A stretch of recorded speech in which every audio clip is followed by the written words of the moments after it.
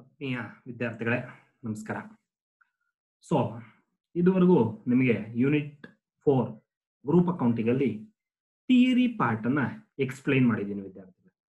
So ಯಾವ ರೀತಿ ನಾನ್ controlling interest ಕಂಡುಹಿಡಿಬೇಕು, ಯಾವ ರೀತಿ ಕ್ಯಾಪಿಟಲ್ ಪ್ರಾಫಿಟ್ಸ್ ಕಂಡುಹಿಡಿಬೇಕು, ಯಾವ ರೀತಿ ರೆವಿನ್ಯೂ ಪ್ರಾಫಿಟ್ಸ್ ಕಂಡುಹಿಡಿಬೇಕು, ಯಾವ ರೀತಿ ಕಾಸ್ಟ್ ಆಫ್ ಕಂಟ್ರೋಲ್ ಕಂಡುಹಿಡಿಬೇಕು ಅನ್ನೋದ್ರ ಬಗ್ಗೆ ಸವಿಸ್ತಾರವಾಗಿ ನಿಮಗೆ ಹೇಳಿದೆ.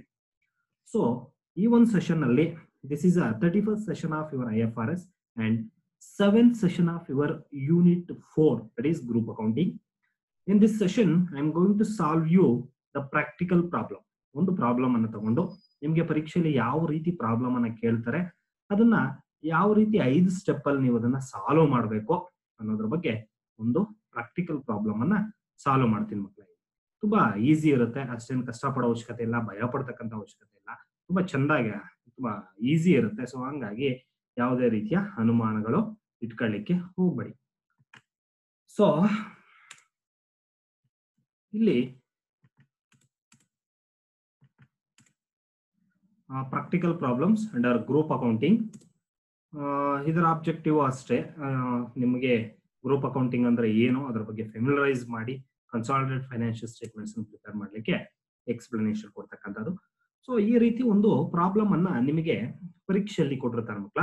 ಸೊ 7 ಮಾರ್ಕ್ಸ್ ಅಥವಾ 8 ಮಾರ್ಕ್ಸ್ಗೆ ರೀತಿ ಪ್ರಾಬ್ಲಮ್ ಅನ್ನ ಕೊಟ್ಟಿರ್ತಾನೆ. So C H company limited acquired 4000 equity shares of S company limited ಅಂತ. ಎಚ್ ಅಂತಂದ್ರೆ ಹೋಲ್ಡಿಂಗ್ ಕಂಪನಿ, ಯಾಕಂತಂದ್ರೆ ಇದು ಅಕ್ವೈರ್ ಮಾಡ್ತಾ ಇರೋದು. ಓಕೆ, ಎಸ್ ಕಂಪನಿ ಅಂತಂದ್ರೆ ಸಬ್ಸಿಡರಿ ಕಂಪನಿ ಅಂತ ಹೇಳ್ಬೋದು. ಇದರ ಷೇರುಗಳನ್ನ ಅಂದ್ರೆ ಎಸ್ ಕಂಪನಿಯ ಷೇರುಗಳನ್ನ ಎಚ್ ಕಂಪನಿ ಅಕ್ವೈರ್ ಮಾಡ್ಕೋತಾ ಇದೆ. So H company is an holding company or parent company, S company is an subsidiary company on 1/4/17, ಇವತ್ತು 1/4/17. ಓಕೆ, ತೊಂದ್ರೆ. The following are the balance sheet of two companies as on 31st March 18. ಇಲ್ಲಿ ನಿಮಗೆ ಒಂದು balance sheet ಕೊಟ್ಟಿದ್ದಾನೆ, ಎರಡೂ ಕಂಪನಿಯ balance sheet ಅನ್ನ ಕೊಟ್ಟಿದ್ದಾನೆ. ಸೊ ನೀವೇನಪ್ಪ ಮಾಡ್ಬೇಕಂದ್ರೆ you need to calculate non controlling interest, NCI ಅಂತಂದ್ರೆ ನಾನ್ ಕಂಟ್ರೋಲಿಂಗ್ ಇಂಟ್ರೆಸ್ಟ್. ಮತ್ತೆ ಅದರ ಜೊತೆಗೆ ಗುಡ್ ವಿಲ್ ಮತ್ತು ಕ್ಯಾಪಿಟಲ್ ರಿಸರ್ವ್ಸ್ ಅನ್ನ ನೀವು ಕಂಡುಹಿಡಿಯಬೇಕಾಗುತ್ತೆ. Goodwill or capital reserve ಅಂತಾನೆ, either any one of them, that is nothing but cost of control ಅನ್ನ ಕಂಡುಹಿಡಿಯಬೇಕು. ಸೊ ಬ್ಯಾಲೆನ್ಸ್ ಶೀಟ್ ನೋಡ್ತಾ ಇದ್ರೆ ನಿಮಗೆ ತುಂಬಾ ಈಸಿ. ಸೊ ಇಲ್ಲಿ ಅಸೆಟ್ಸ್ ಕೊಟ್ಟಿರ್ತಾನೆ. Okay, assets land and building ಕೊಟ್ಟಿದ್ದಾನೆ, ಇನ್ವೆಸ್ಟ್ಮೆಂಟ್ಸ್ ಕೊಟ್ಟಿದ್ದಾನೆ, ಸನ್ರಿ ಡೆಟಾರ್ಸ್ ಕೊಟ್ಟಿದ್ದಾನೆ, ಇನ್ವೆಂಟರೀಸ್ ಕೊಟ್ಟಿದ್ದಾನೆ, ಬಿಲ್ಸ್ ರಿಸೀವಬಲ್ಸ್, ಕ್ಯಾಶ್, ಇಷ್ಟು ಅಸೆಟ್ಸ್ ಕೊಟ್ಟಿದ್ದಾರೆ. ಬೋತ್ ಹೋಲ್ಡಿಂಗ್ ಕಂಪನಿದು ಕೊಟ್ಟಿದ್ದಾರೆ, ಸಬ್ಸಿಡರಿ ಕಂಪನಿದು ಕೊಟ್ಟಿದ್ದಾರೆ. ನೆಕ್ಸ್ಟ್ ಕೆಳಗಡೆ ಲಯಬಿಲಿಟೀಸ್ ಕೊಟ್ಟಿದ್ದಾನೆ.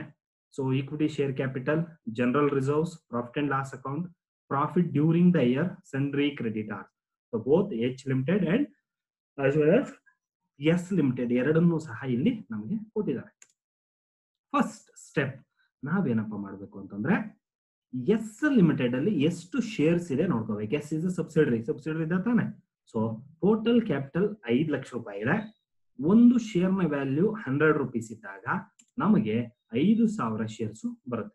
5 lakhs divided by 100 ಮಾಡಿದಾಗ you would get 5,000 shares. Total number of shares in S Limited is 5,000.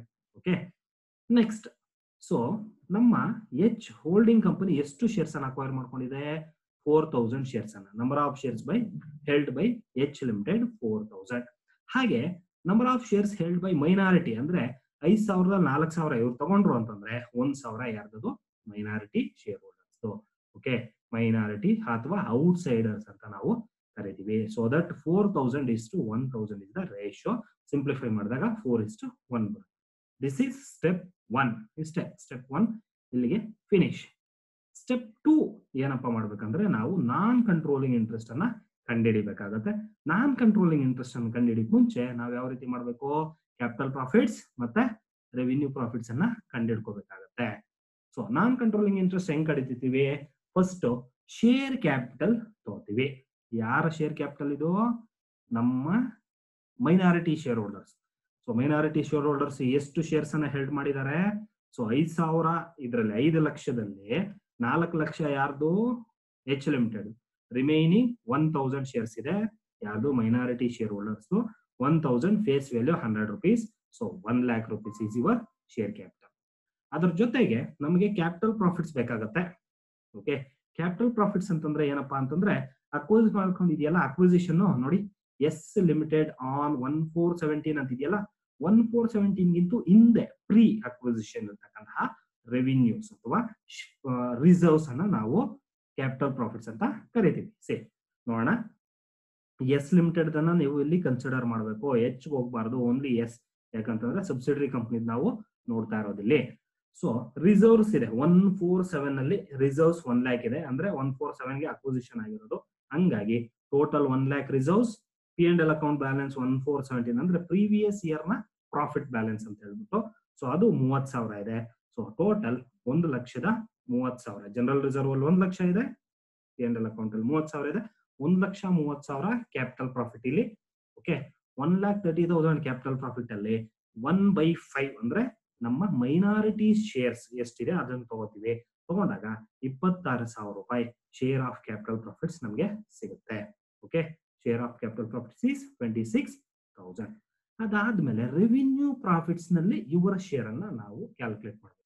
Revenue profit ಅಂತಂದ್ರೆ ಡೇಟ್ ಆಫ್ ಅಕ್ವಿಸಿಷನ್ ಇದೆಯಲ್ಲ 1417, ಅದಾದ್ಮೇಲೆ ಇರತಕ್ಕಂತಹ ಪ್ರಾಫಿಟ್ಸ್ ಅಥವಾ ರಿಸರ್ವ್ಸ್. ಸೊ ನಮ್ಗೆ ಇಲ್ಲವರು ಮೂರೇ ನೋಡಿ, general reserve, profit and loss account, ಇವೆರಡು ಆಲ್ರೆಡಿ ತಗೋಬಿಟ್ವಿ, ಪ್ರೀ ಅಕ್ವಿಸಿಷನ್ ಬಂತು. ಇಲ್ಲಿರ್ತಕ್ಕಂಥದ್ದು ಪ್ರಾಫಿಟ್ ಡ್ಯೂರಿಂಗ್ ದ ಇಯರ್ ಅಂತಂದ್ರೆ ಕರೆಂಟ್ ಇಯರ್ ಪ್ರಾಫಿಟ್ 1718 ಎಲ್ಲಿಂದ ಶುರು ಆಗುತ್ತೆ, 1417 ಇಂದ 31st March 18 ವರೆಗೂ. ಸೊ ನಮ್ದು ಅಕ್ವಿಸಿಷನ್ ಆಗಿರೋದು ಸೇಮ್ ಡೇಟ್ ಆಗಿರೋದ್ರಿಂದ, ಅಂದ್ರೆ ಬಿಗಿನಿಂಗ್ ಡೇಟ್ ಆಗಿರೋದ್ರಿಂದ ಪ್ಯೂರ್ ಈ ಕರೆಂಟ್ ಇಯರ್ ಅಲ್ಲಿ ಏನ್ ಪ್ರಾಫಿಟ್ಸ್ ಇದೆ ಅದೆಲ್ಲ ಪೋಸ್ಟ್ ಅಕ್ವಿಸಿಷನ್ ಅಥವಾ ರೆವಿನ್ಯೂ ಪ್ರಾಫಿಟ್ಸ್ ಗೆ ಹೋಗುತ್ತೆ. ಸೊ ಇಲ್ಲಿ ನಮ್ಗೆ ಎಷ್ಟಿದೆ ಪ್ರಾಫಿಟ್ ಡ್ಯೂರಿಂಗ್ ದ ಇಯರ್ 40,000 ಇದೆ. ಸೊ 40,000 ಪೂರ್ತಿ ರೆವಿನ್ಯೂ ಪ್ರಾಫಿಟ್ಸ್. ಓಕೆ, 40,000 ಅಲ್ಲಿ ಇವರ ಶೇರ್ ಎಷ್ಟು, 1/5. 40,000 ಅಲ್ಲಿ 1/5 is the share of minority share holders. ಮಾಡಿದಾಗ 8,000 rupees ನಿಮಗೆ ಬರುತ್ತೆ. ಸೊ ಇಷ್ಟನ್ನು ಟೋಟಲ್ ಮಾಡಿ 1 lakh is the share capital, 26 is the share of capital profits, 8,000 is the share of revenue profits. If you're going to make it total, it will be 1,34,000. That is called as non-controlling interest. ಅವರನ್ನು add ಮಾಡಿದಾಗ ಬರತಕ್ಕಂಥ resulting amount ಅನ್ನ ನಾವು non controlling interest ಅಂತ ಕರಿತೀವಿ. Okay, this is NCA. ಇಲ್ಲಿಗೆ ನಿಮ್ಮ holding ratio ಆಯಿತು, ಮತ್ತೆ ಕ್ಯಾಪಿಟಲ್ ಪ್ರಾಫಿಟ್ಸ್ ಆಯಿತು, ರೆವಿನ್ಯೂ ಪ್ರಾಫಿಟ್ಸ್ ಆಯಿತು, ಮತ್ತೆ ಫೈನಲಿ ನಾನ್ ಕಂಟ್ರೋಲಿಂಗ್ ಇಂಟ್ರೆಸ್ಟ್ ಆಯ್ತು. ನಮ್ಗೆ ಈಗ ಬೇಕಾಗಿರೋದು ಕಾಸ್ಟ್ ಆಫ್ ಕಂಟ್ರೋಲ್ ಅನ್ನ ಕಂಡುಹಿಡಿಯಬೇಕು. ಸೊ ನೋಡೋಣ, calculation of capital reserve or goodwill, ಇದನ್ನ ಕಾಸ್ಟ್ ಆಫ್ ಕಂಟ್ರೋಲ್ ಅಂತ ಕರಿತೀವಿ. ಸೊ ಫಸ್ಟ್ ನಾವೇನಪ್ಪ ಮಾಡ್ಬೇಕಂತಂದ್ರೆ purchase price of shares held by H limited.